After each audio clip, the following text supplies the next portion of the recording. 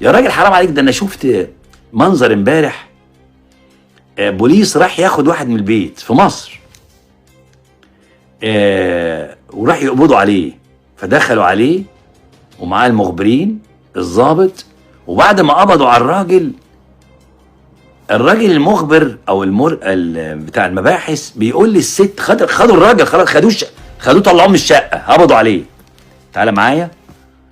بعد ما طلعوه من البيت المخبر بيقول للست فين دهبك يا ست؟ كده في الوش. هوريك المشهد ده في مصر. حد كان بيسالني دلوقتي بيقول لي والمصريين ومش عارف مصريين، الشعب ايه يا عم؟ شعب ايه؟ دي مصيبه سودة. بصوا المشهد ده واقول لك انا قعدت اتفرج عليه امبارح بالليل اهو. استنى يا باشا. ده ايه ده؟ انا والله يلا يا عم انت يا عم قرب. حاول عليك. حاضر ماشي. وفي ايه طيب؟ خدوا الراجل بقى خلاص. ايه طيب؟ في ايه؟ دهبك فين؟ دهبي؟ ايوه دهبك فين؟ دهبي انا لابساه في ايدي. دهبك في الدولاب؟ دهبي اهو.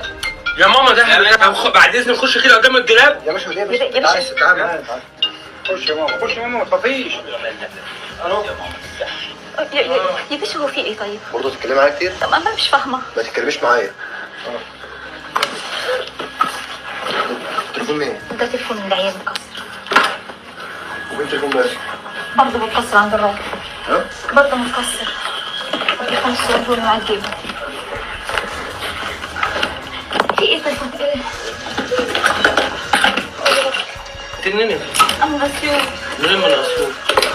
ما شفتيش حكومة عندكم في البلد يعني؟ لا عمري. لا يا ست. انت منين من الاسطول؟ تخيل المواطن ده اسمه الضابط اللي راح اسمه باسم. لا المواطن اللي اتقبض عليه اسمه باسم علي عبد الجليل شاذلي، مقيم في موت، مدينه اسمها موت في الداخله، واتهموه بحيازه مواد مخدره. اللي قبض عليه اللي انت شفته في الفيديو ده اسمه النقيب احمد الغريب، معاون مباحث المركز. كتب في